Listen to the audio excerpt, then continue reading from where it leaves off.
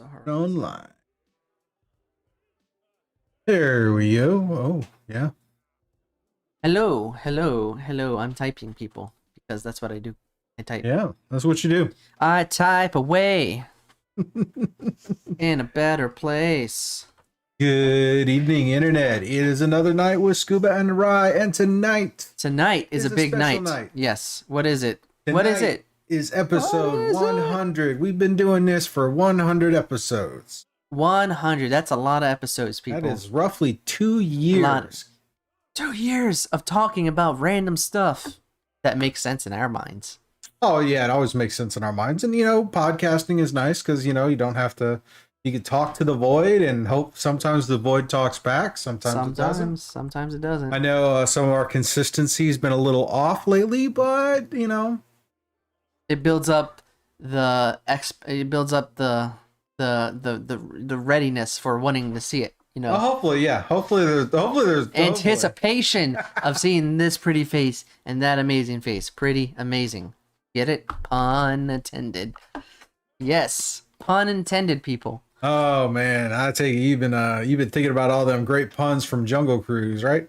Yes, when you're rolling on the river, you get wet with water.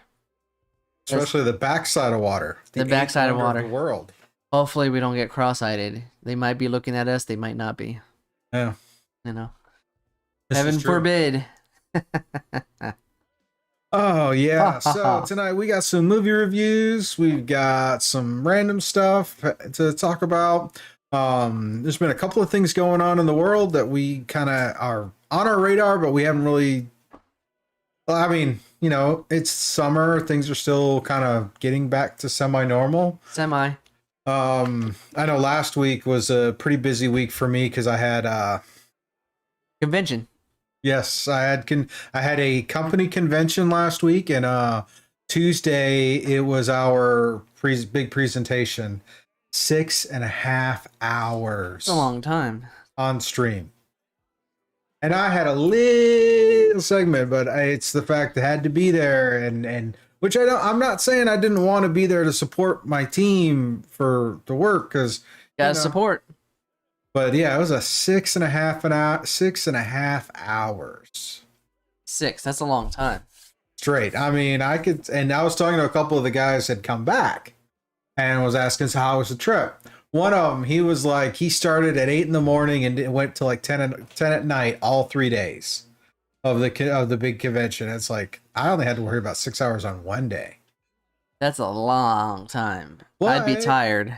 But rumor has it that, barring any unforeseen circumstances, we're actually going to cross the border and do next year live. Oh, which I'm looking forward to, and I'm working on that passport application. Gotta get that passport. Oh, come to find out, it's gonna be in BC, so it's like Vancouver. Yeah, British Columbia. I might have to tag along. I got an active passport. Yeah, apparently it's very pretty. I did a little quick Google search on that place. It's like, oh wow. I have cousins that live there. Really? Yes, on my mom's side. Hey, family visits never hurt. Hey, never. And then we can always cross over to Seattle and, partake in Seattle fun. Seattle in so long. Hey, you can make it a week's vacation. Well, I don't know if I want to go back. I mean, that Seattle's kind of taken a downhill over the last several years, but yeah, give or take, depends. Got some people in the chat. Sakura, how you doing tonight? They're wishing us a happy 100 days or 100 vids. Yes, thank you. Yeah, 100 podcast episode. Woo, woo, woo. It is a big number. So, yes. Actually going to have a drink to celebrate. Oh. Didn't quite go off the way I thought it would. Yeah. Dude, that is good. Told you. It's one of my favorites from there. The Juicy Cobbler Cider from Farmhouse Brewery. Yeah, good. It's one of they rotate out their, ciders, and depending on the season, depends on when you get certain ciders.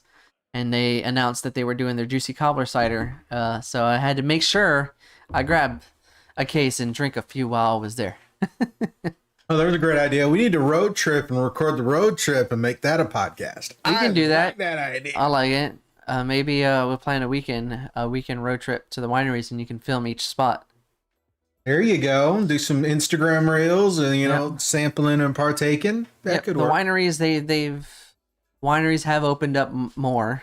It just depends on where you go, but most of them are back to a normal routines. But regardless of what the rules are, you can do tastings at all of them. So it's just a matter of what and how. So. Yep. Yeah, Sakura likes ciders. Yeah, well, you were just telling me they're doing a cider thing coming up. Yeah, next weekend they're doing their first annual cider fest at Farmhouse, September 11th. They're gonna have a bunch of cider makers from around the state coming there. You pay a certain price, you sample, you drink, and have fun. I have to go check that out. Yep. May have to check that out.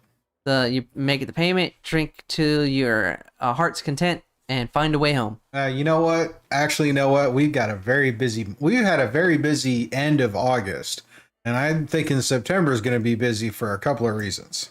I have a lot of reasons why September is going to be busy. Oh, Mayflower got her second COVID vaccine. Woo, woo. Whoa, good job. Good job taking one for the team. Yep. I feel you on that arm pain. My son had dental surgery this morning. Uh-oh. He had 4 teeth extracted. One of them was a molar that was absolutely destroyed. The other 3 were wisdom teeth. Okay. And so he's currently recuperating in his room. I know the one time I had my wisdom teeth pulled out and I got a hold of my cell phone with being gassed up. I don't know what kind of messages I sent, but fellow compadres of ours got those text messages and they don't know what I was saying. So yeah, it happens. Oh well, we had it early this morning, so I took him out there. I was listening to audiobooks and my morning podcast routine, and then brought him back home, set him down in the living room, and was like, "You sit here," and just let the initial kind of grogginess of the what's the word? Dissipate. Yeah, it's the fade away. I'm losing the word. I had it. I lost it. The grogginess to disappear. Yeah, the grogginess from the anesthesia. Thank you. There you go. That's it. The anesthesia to wear off. Because he was a little out of it. He was a little out of it. Well, we're making sure that he's okay. He's not being recorded, but no, he's not. He's in his room, sitting on the Xbox, playing his games. He's had a chance to rest and sleep. I do use a wedge pillow to sleep on because of the CPAP and whatnot. But I'm letting him use the wedge pillow because the surgeon said keep him at a 45-degree angle. And that way, just because he's got to recuperate. It's day one. I mean, he got to eat some food, got to has a couple of light painkillers, but he's good.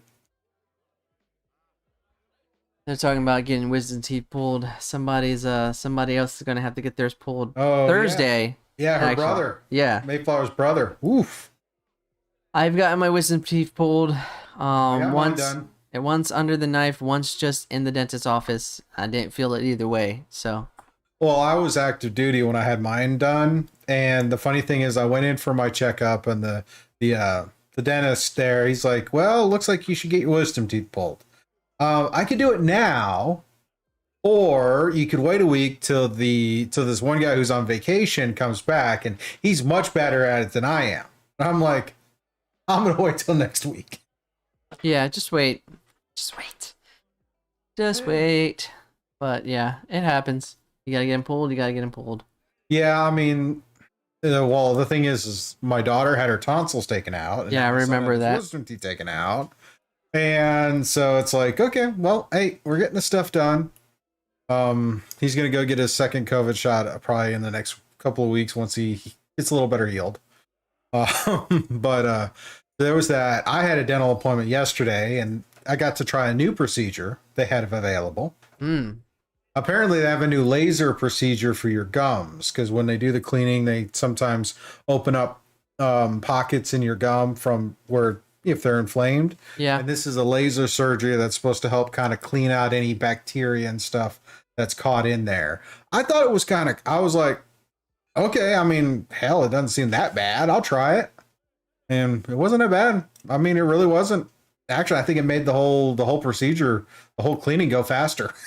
Hey, lasers do make wonders, so maybe it'll help, be more inventive in the visits. I've never heard of that, but But Ry, I got to tell you, we got to come up with a plan, and I'm including y'all in the plotting of this one. I don't know this plan. Let's find out. I'm about to tell you this plan. This plan is really good because this plan is awesome because this plan involves somebody's birthday this month in September. A birthday. A special birthday. Special birthday. Okay. All right. This is there. We know somebody. I know somebody. You know somebody. You out there know them too. Okay. If you're in the chat, you know who this person is. All right, so we know this person, people. Yep.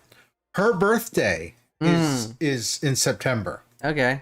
And we're gonna hook her up for her birthday. Okay. I can't say much more because she might be freaking out right now on the other side of her computer screen as she watches this. But I know it's her birthday coming up, and we're gonna have some fun with that. But y'all can make sure you give her some shout outs too when it comes to be her birthday. All right. We got to get together. We got a plan. We got to hook her up. She doesn't see. I see us out there. I see you. We got to do this. You out there, do it. I could just see her right now. She's on the other side of her computer screen, going, "Oh God, what do you guys do now? I should never tell you these things. What are you gonna do for me? What are you gonna do?" But that's okay. That's okay. It's her sweet 16 this month. Uh-oh. So that's a milestone birthday. So yeah, that is a milestone. In every culture, depending on how it's celebrated, it's still a big day. Oh yeah, I mean there's so many different things for that, and it's just like be kind of cool. Now when it gets to be the week of her birthday, we'll let y'all know whose birthday it is, so y'all can give her shout outs. But her birthday is coming up, and I got some ideas. Okay. You gotta let me know. Oh yeah. But so got that. Yeah. Oh yeah. You know what? We ended up talking and you just kind of shooting the breeze. I totally forgot to thank a few people. Who are we thanking? Well, we got to thank the people in the chat right now. And thank anybody you out there who watches our videos. Everybody. Thank you. If you're enjoying this, be sure you're hitting that like button. If you're new here and first time and new to the channel, please hit the subscribe and hit the bell notification so you can be notified when future videos come out. I want to give a shout out and a thank you to the moderators. Shout out. Because one of them's birthday's coming up. I had to narrow that down just a little bit. Narrow down. Narrow. So I got to thank you to the moderators. Thank you to the patrons. Patreon support's always really helpful and appreciated. If you want to become a patron or want to think about it, go over to Scuba Studio. Go over to patreon.com/Scuba Studio. Check it out. We got extra content over there. You can go and check it out. Get some stuff that we've been working on. We do actually do a thing weekly. Whenever we have a podcast, we do an after show that is a Patreon only stream. Only for them. It's an Ask Me Anything, and Ryan and I will just continue to chit chat about whatnot. So if you go check that out. And then we want to give a shout out and a thank you to Sirenscape. Thank you. Sirenscape is a collection of background music soundboards you can use for your tabletop experience. We happen to use it for our background music when we have lulls in the conversation and whatnot, which is really nice. They have a whole collection of sounds from sci-fi to high fantasy, everything in between. So go to sirenscape.com, check them out. They got a great online player that's really useful. Scuba, check Discord. Uh-oh. What's going on in Discord? What's going on in Discord? Someone's a little worried. Oh, really? He's a little worried. But that's okay. Nothing but love. Nothing but love. She's an aspiring dungeon master and D&D player, and we're gonna help her out with some stuff. So Alrighty, so we got those things out of the way. We're doing that. What's been happening? You said that. Well, I've been working, been doing some work on some in the shop. I got my chair project done. Yes, you did. Ish. Ish. I gotta do some. I gotta do some repair work on it because I didn't quite get the bolt lined up. But the chair is much better. Over on the studio Instagram, I showed some pictures as I was working through the process. I didn't really film it in the sense of making like a YouTube video out of it because I wanted to do it as a thought exercise for myself. I wanted to kind of just go through working a project and I wanted to think about how I would film it because I'm going to start doing more of those projects. Like right now, I'm actually working on organizing because I finally have all my tables clean. Okay. So I can go through my toolbox that I hadn't touched in like 5 years. And going through and organizing it and taking some inspiration from Adam Savage over at Tested with how he does some organization of drawers. Also, I got a new table saw because if you're into woodworking and whatnot, table saw is a great tool for doing a lot of things. Well, the table saw can have my old table saw had one major problem. It had some aesthetic things I didn't care for, but it had a major problem, and that is the arbor was bent. If you're not sure what the arbor is, the way the table saw works, it has a motor with a bolt that comes out of one side that you attach the blade to. That bolt is called the arbor. Problem with mine is my arbor was slightly bent, so as the blade was spinning, you could actually see it wobble. And if you're trying to make accurate cuts, that's a problem. Huge problem. So I finally it's gotten worse over the years. So I finally was like, you know what? As a matter of safety, as a matter of accuracy, I decided to replace my table saw. Okay. Now I want to get a nice saw stop cabinet saw, which is really nice, really great. If you're not familiar, saw stop has that technology where if the blade feels like it's touching something fleshy, it's got a clamp that'll grab the blade and lock it in where you don't actually accidentally lose any fingers in the process, which is really cool.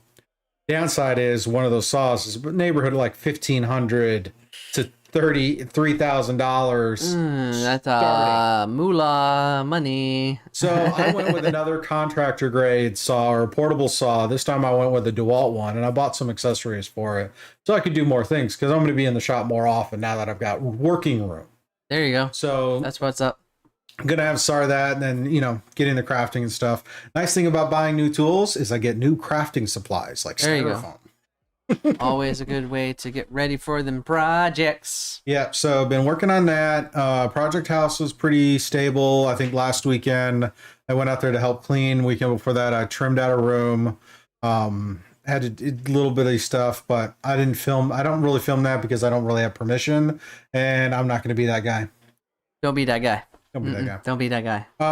But it's doing that, and then of course, challenge accepted. We had a session on Saturday. I saw that. Yes, it was a lot of fun. It was a nice cat and mouse game because of the way the setup went, and then it went in and had a nice combat afterwards. Everybody seemed like everybody had a good time, and it was like Sunday I had a community session, and that went long. That was an emphasis on long there, I see.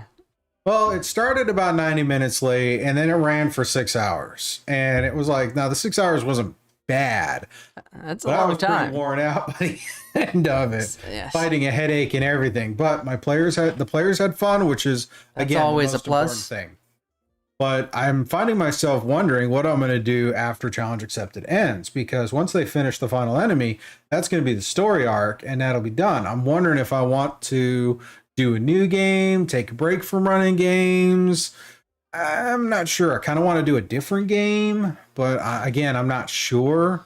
Just got to research, see what's out there. I also have to feel inspired. I know a couple people have said if I did a cyberpunk game, people would be interested. That might be fun. But then again, I'm not sure. I I actually really was thinking about this because, birthday gift planning, and all of a sudden I got my mind working.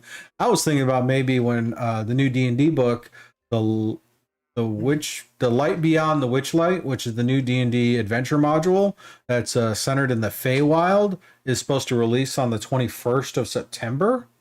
I've got my pre-orders already. All right. I was thinking about maybe doing a game with that. But yes, Mayflower, the 6 hours, definitely intense because we were running a new creature I've never played before that's in Van Richten's. And these guys, now, if you're used to running D&D stuff and you run a zombie, zombies and zombie type creatures have a thing called undead fortitude. Okay. Which when you deal enough damage to drop it, it can make a constitution save equal to the damage that was dealt, plus 10. If it makes the save, then the zombie comes back to life. This creature in Van Richten's called the Priest of Osiris. They have a feature that when you put them down to 0, now these are mechanically heavy creatures. When you knock them down to 0, you roll a d6. And the result on the d6 gives them an undead, a resurrection boon, where they basically come back as an undead creature, but with new powers. And you have 6 different options. Every time and it regains half of its hit points in the process. So it starts with 60 on average. You kill it, it comes back with 30 and these new abilities, 6 different types. And then when you knock it down to 0 again, you roll the d6 again. And as long as it does not land on the same number or gives it the same boon that it currently has, the creature will get back up with these new abilities. And there's no end to it. That sounds scary. But it also so the only ways to kill this creature are to have it roll same number twice consecutively on the boon chart. Another thing is they have a tattoo that gives them this power. While they have at least 1 hit point, the tattoo is invulnerable. Okay. So you cannot damage it. However, if you knock it down to 0, you have until the start of its next turn to destroy the tattoo. If you destroy the tattoo, dead, done. If you don't, then obviously the cycle repeats.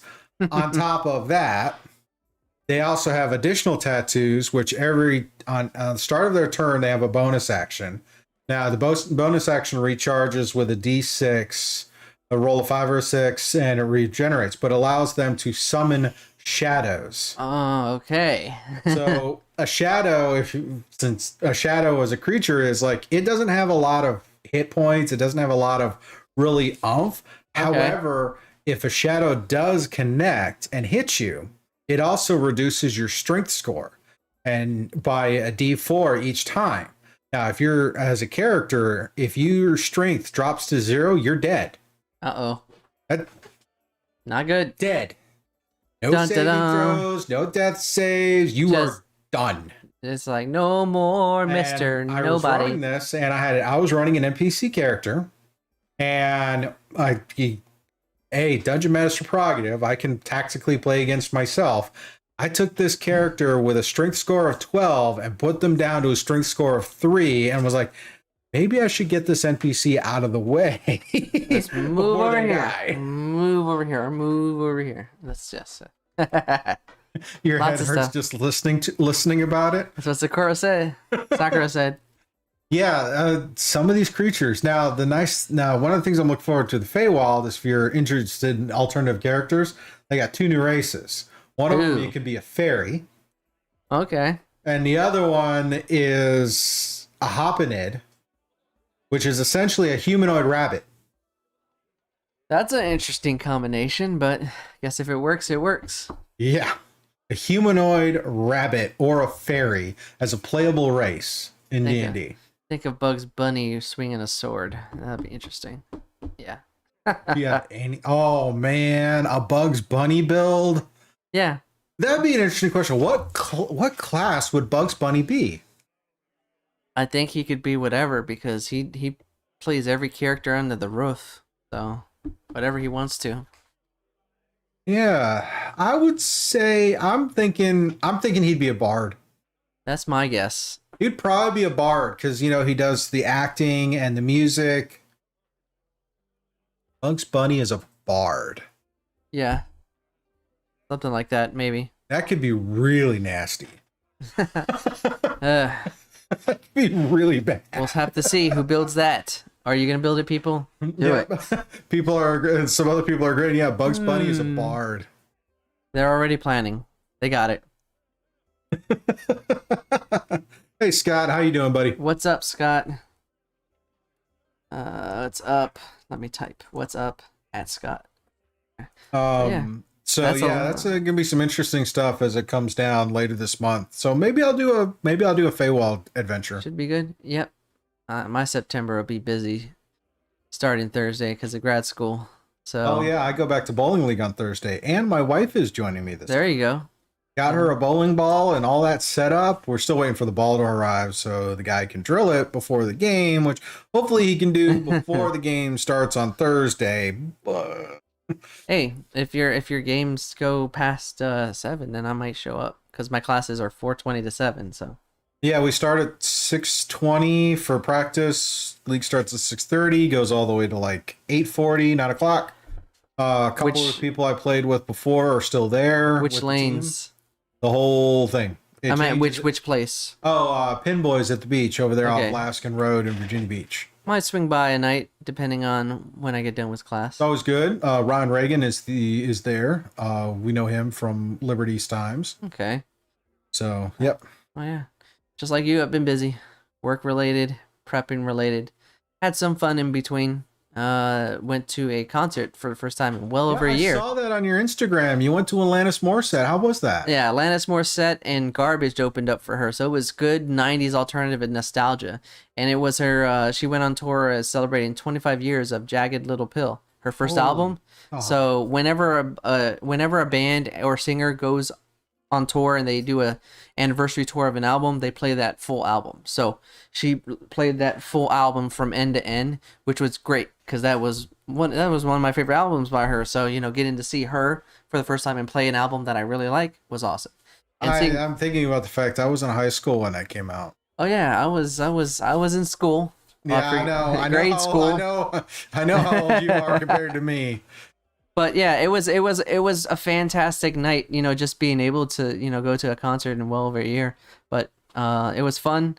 Got my drinks. Ate at a food truck there. It was really good. Got my drinks. Emphasis on drinks, but it was fun. Other than that, just been busy with work. Finished up a month's worth of training, and now heading off into school world. So yeah, try to stay focused on that. Because grad school, I'm paying for it. So that money, which is worth the mortgage, gonna make sure the investment is worth it. Mm-hmm. So, but yeah, glad times, sad times today, which I told you off the air. Do you want to talk about it? Yeah, just real quick. We had to say goodbye to our favorite Welsh Corgi of 14 years today. Had to put her to sleep because of physical ailments. You don't want them to suffer. So it was a bittersweet, but can only remember the memories, the good times. That's all you got to do. Yeah, 14 years, but in 14 years is a long time in animal years, especially doggy years. So yeah, and I remember that corgi. She was cute. Yeah. She was cool. Oh yeah, she was awesome. But bittersweet. But moving on, memories. Yeah, I'm good. But grad school, got the Cider Fest coming up, Labor Day weekend this weekend. So hopefully some more fun stuff ahead. Yeah, you got anything planned for Labor Day weekend? I think we're supposed to go to water country. Nice. So that's the plan. Weather permitting. Weather permitting. No, in Virginia. Well, like you said, we got the remnants of the hurricane about to come walking through here later this week. So hopefully it'll be decent. Just rain and that's it, hopefully. Hopefully. Yeah. I mean, it lost a lot of strength, so we'll see. Yeah, I'm so excited for concerts too, May. I got a few more coming up on deck. Dashboard Confessionals near the end of this month. Taking my girlfriend to see her favorite band, Jonas Brothers, in October. Seeing Angels and Airwaves at the end of October. And then next year, Eric Church. He's a country singer. So, yep. Ramping up those concerts for me. Yeah, thank you, May. Alrighty. Well, you want to hit up those reviews and kind of walk through them real quick? Yep. Let's do the speed trap. Let's see if Ryan can do a speed read on his reviews. Which one are we going to do first? Eeny, meeny, miny, pick one. 3 reviews, people. 2 of them. Well, you saw one of them, right?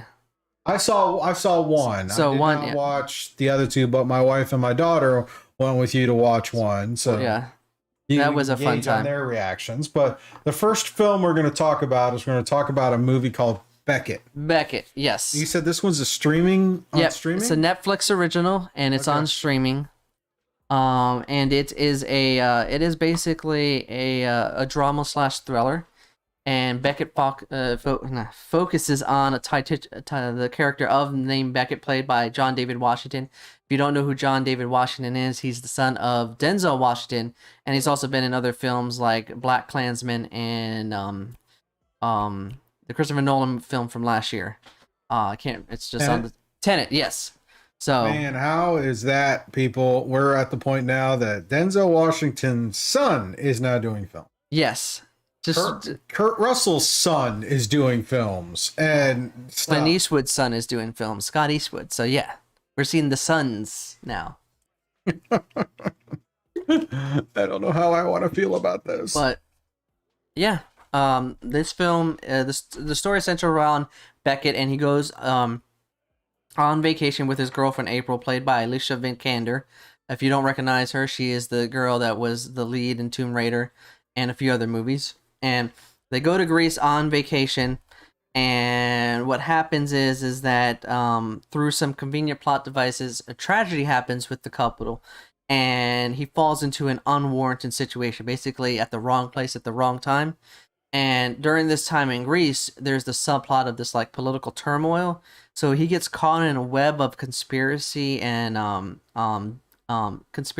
hostage situations that leads to him on trying to fight his way back to the embassy because there's no one he can trust. His life is on the line. He's on the run. These people are out to get him. He doesn't know why, but he needs to This sounds familiar. Yeah, he needs to get back to the embassy because that's the only safe place that he can get to because he can't trust anyone. Yeah, this sounds familiar. This sounds like The Tourist. Yes, it's very much in the vein like that, but what makes it a little bit different is that there's more of a grounded situation, and there's more of a hardiness to survival. Like the way it's directed is very just grounded and simplistic, and you're focused on the situation because you're through. Think of Beckett as like the character's avatar, the audience avatar, because you do not know what really is happening, and all of a sudden he gets caught in a situation. He's on the run, and he's just trying to piecemeal everything situation. And he can't speak Greek, so he's trying to communicate with other people and trying to get figure out who he can trust, who can help him get back to the embassy in Athens, and even when he gets back to the embassy in Athens, how much of a trust factor can he have with the people at the embassy? So there's a lot of thriller elements. It's a very derivative of thriller elements, but what makes the film watchable is Beckett, John David Washington character. I think this is one of his better roles because he's very raw, very realistic in handling every situation, and just his reactions to everything that happens in the film. No spoilers. It's just it makes the predictable unpredictable.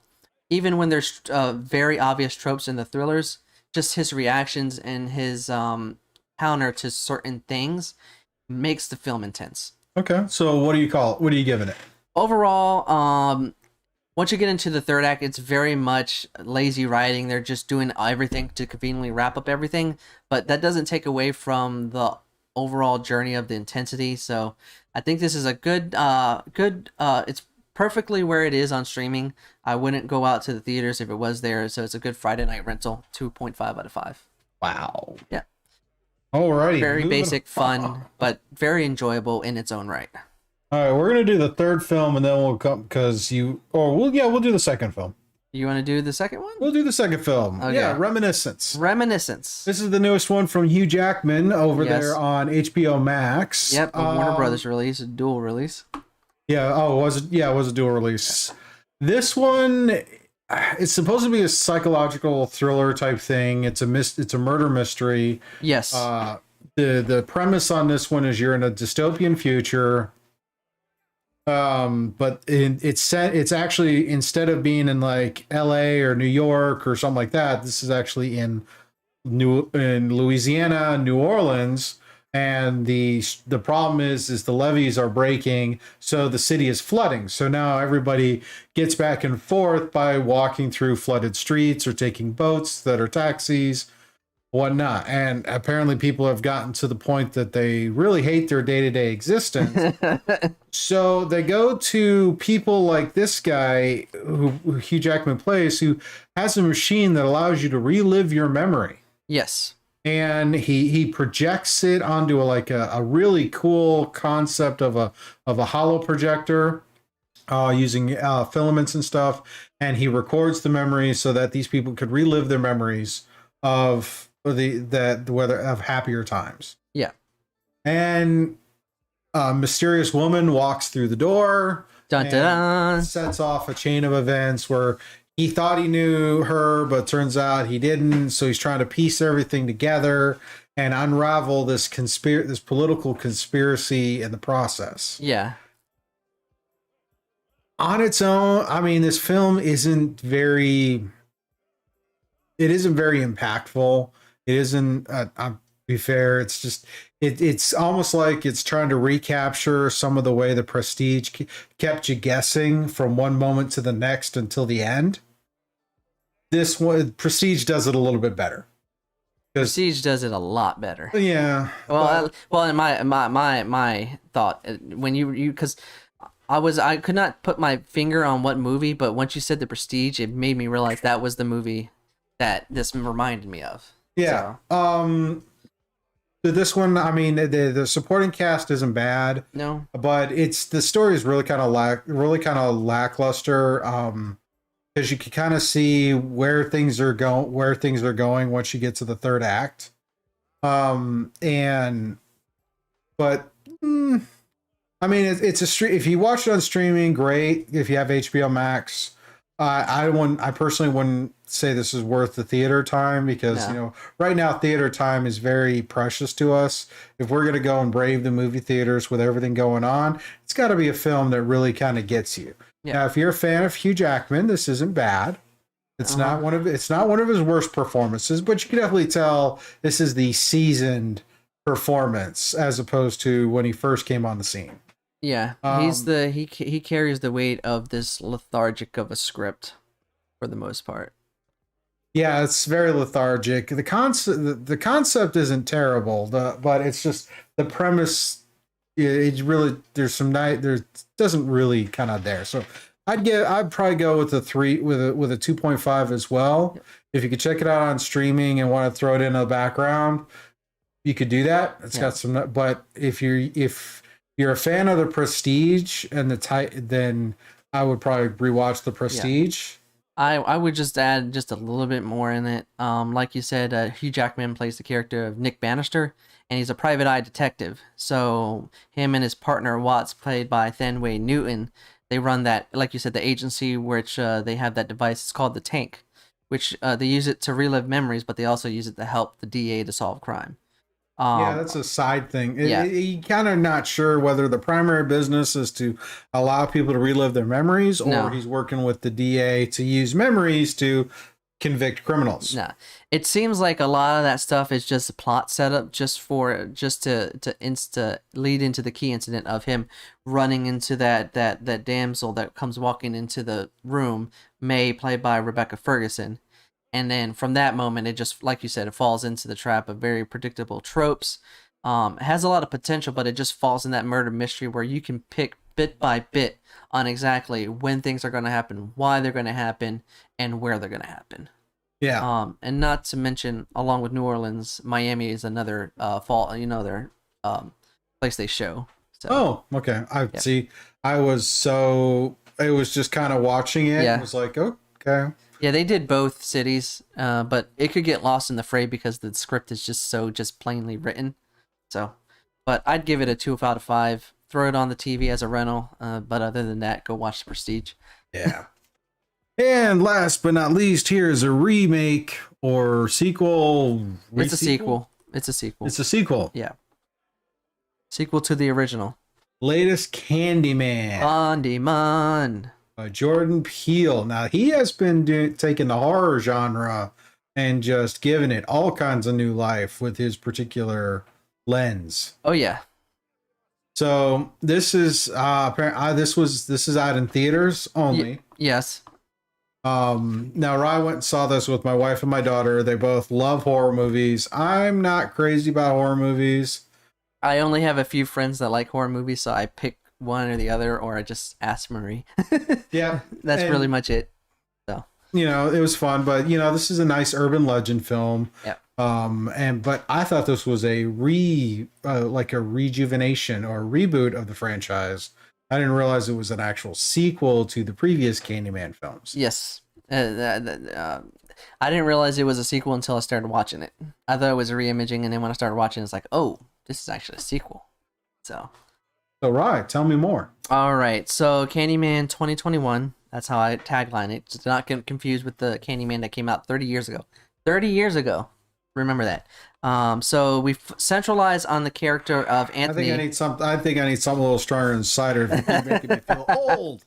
God, I'm feeling old. I remember when this hit the theater. So it's God, and you're telling me, oh, that was 30 years ago. No, that's what they said. So I'm just quoting what they said. But anyway, back to 2021. We focus on a character by the name of Anthony, played by, I'm going to butcher this name, Yahoo Abdul Mateen II.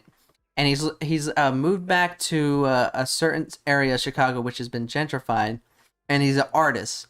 So him and his girlfriend Brianna, played by Tatiana Paris, they moved there with a bunch of other artist people that live in the area, and he's just trying to look for inspiration to, do his art. So he starts investigating the neighborhood where he's moved into that's been gentrified, and through his investigation, he and some circumstantial plot threading.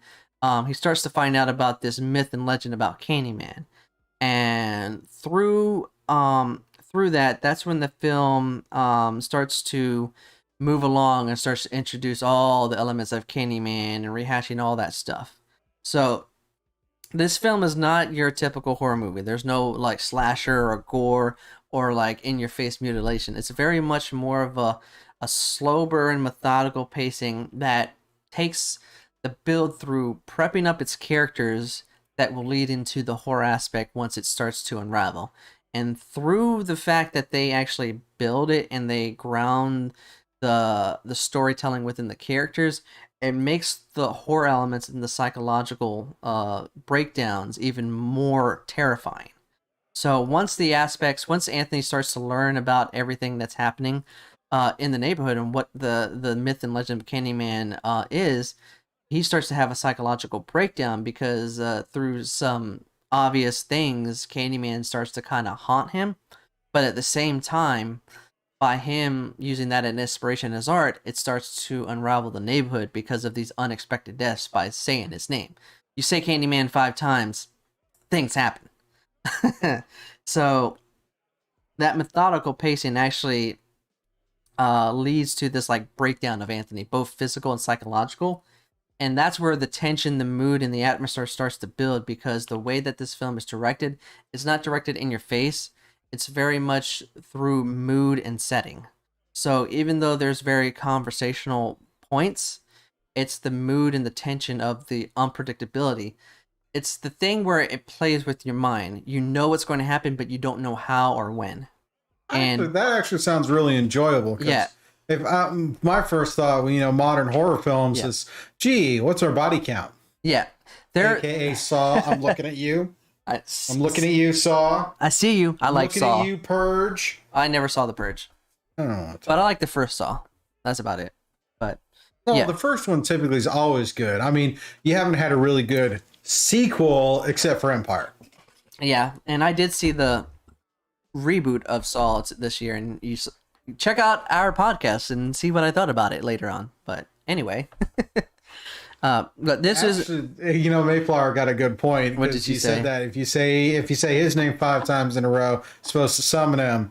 Which apparently he's the big bad brother of Beetlejuice. Because if you say Beetlejuice 3 times in a row, then You know what happens, people. There's a great thing I've been following. I've been falling into the rabbit hole, black hole, whatever you want to call it, of Instagram Reels. And there's I've been a heard about them. series of these where it's like they're doing like this. I guess there's a Beetlejuice duet where it's like trying to go through that whole process. Maybe did they turn that into a play or something? Turn what into play? Beetlejuice. I don't know. They might have. So If they did, this is really good because it's a nice little kind of duet, but this guy feels like he's Beetlejuice's big bad brother. but yeah. So yeah, the way they build the horror is through actual like methodical So this is storytelling. more like a Hitchcockian hill. It's very Hitchcockian, and the way there is a body count because it is still a horror movie, but the way they do it is very, they play with the predictable. Like you can assume that it's going to happen, and the way they do the deaths is very like unorthodox. They don't do it in your face. They do it off camera or off That's key. Hitchcockian because Yeah. that was the best. That was some of the best thing about the old Hitchcock films was you didn't see Yeah. anything. You see the blood. You'll see the body from afar. You see an angle of a cut shot, and that technique. I'm trying to the director. It's not Jordan Peele. Jordan Peele wrote this and produced it, but the director is Nia DaCosta. And if you don't know her name, you better recognize it because she's directing the Marvels, the Captain Marvel sequel. And I am looking forward to it because of the way that she directs this.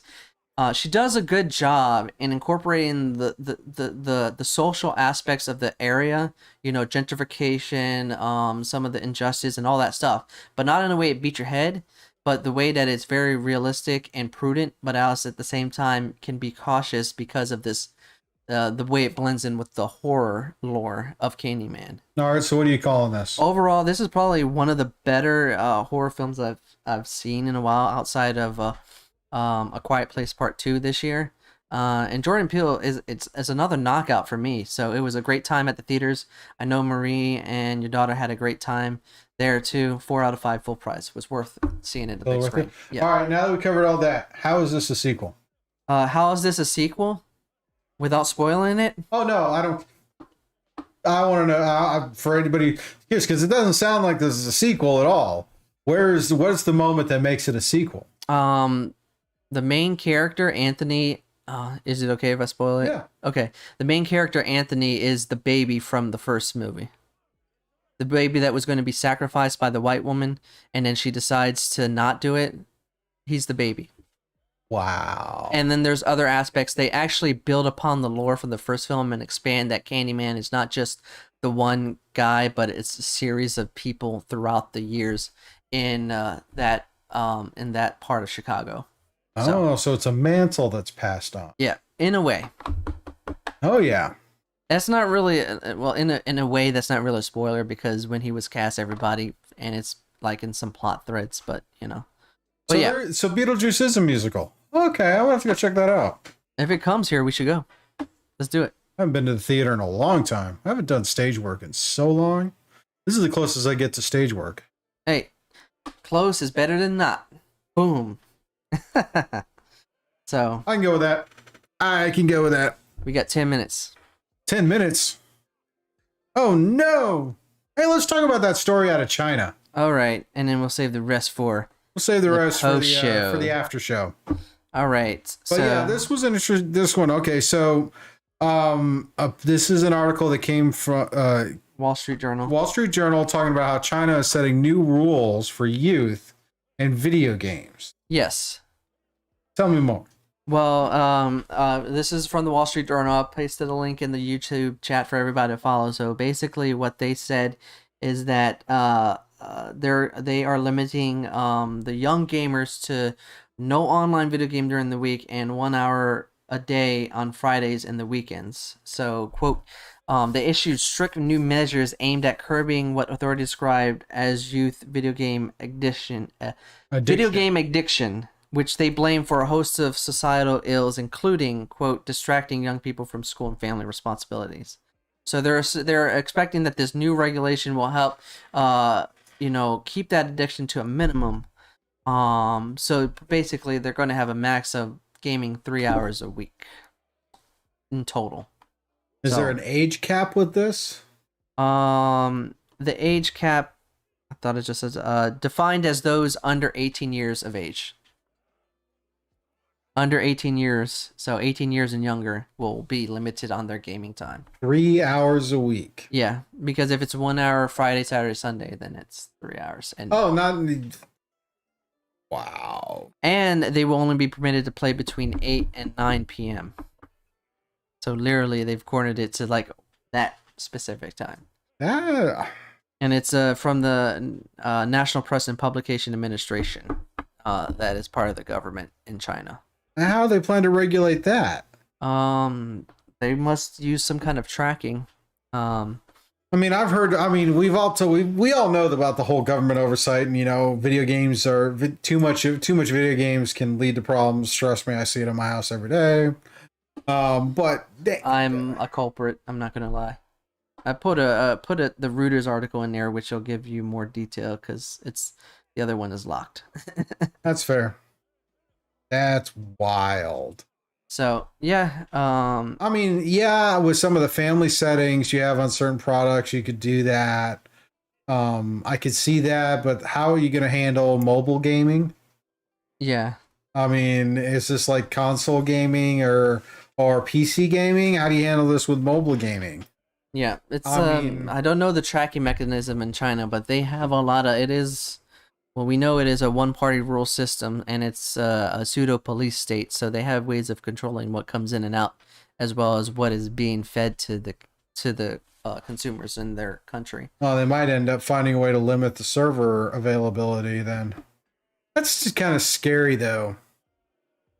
But it's scary in the sense that this is like they're trying to curb this to the point that you're going to have this kind of government oversight to restrict it to a particular hour window. Yeah. And a particular sets of days. Yeah, and what it does, it's like not only, I mean, the limiting it, they might think it might be helpful in the end, but it's also hindering growth and prosperity of certain companies, because we know how much money the gaming world makes, especially with the expansion into esports and all the different sponsorships and everything into like streaming like Twitch and stuff. I guess we'll see how that goes. I mean, speaking of game stuff, there was the Gamescom Expo in Europe this past week. Yes, sir. They had a lot of interesting kind of tidbits.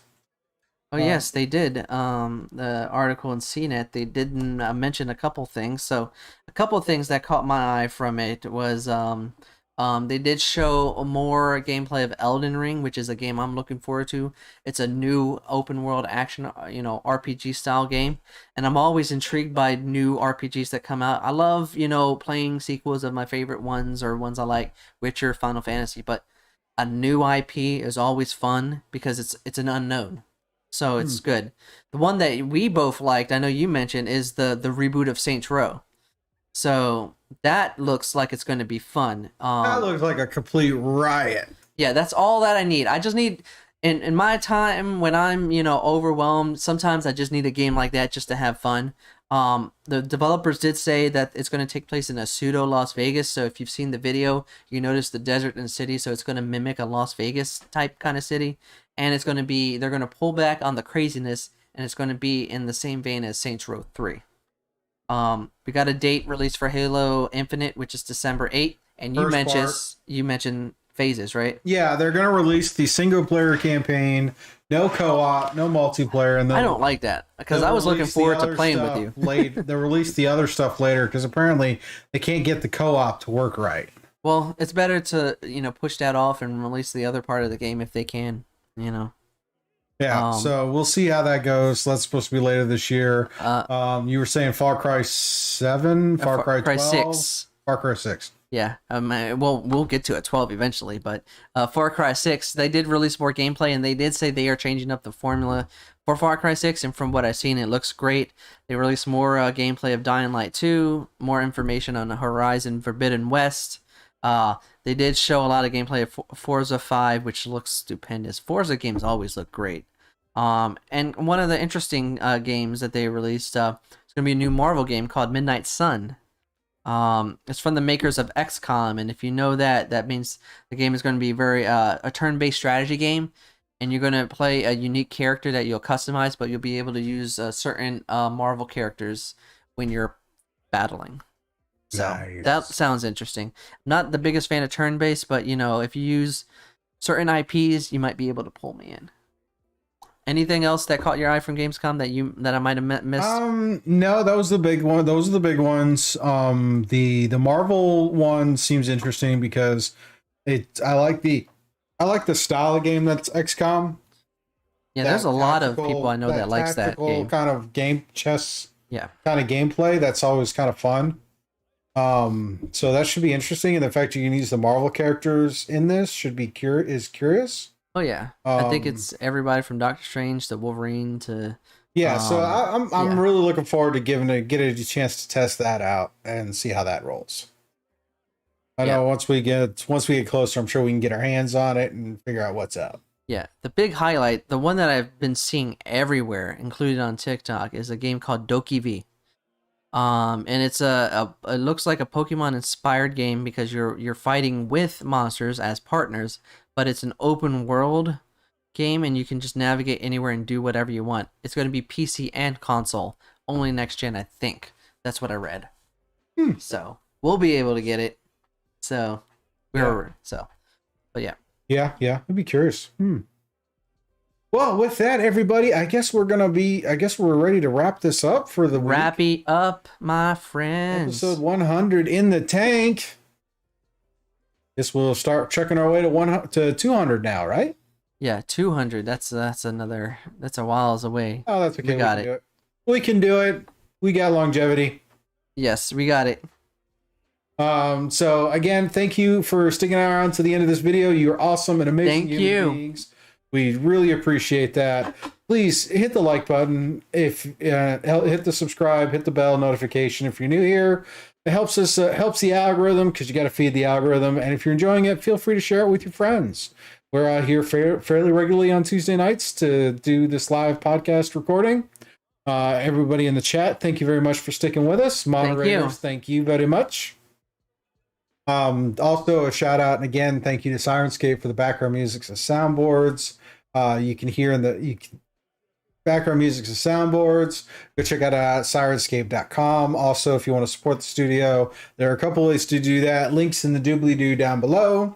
Also, if you want to go over to patreon.com/Scuba Studio and consider being a patron, we have a couple of things. In fact, we're going to roll right over there in just a few moments for our Patreon only after show stream. For you people, answer any questions patrons put toward us, as well as continue to talk. We got some other things we didn't quite get to tonight, but we might talk about them. We will. Yeah. So with that, I want to say thank you, everybody. You guys have a wonderful night. Stay safe. Do all the things to stay safe. And we will see you on our next stream. Good night, everybody. Peace.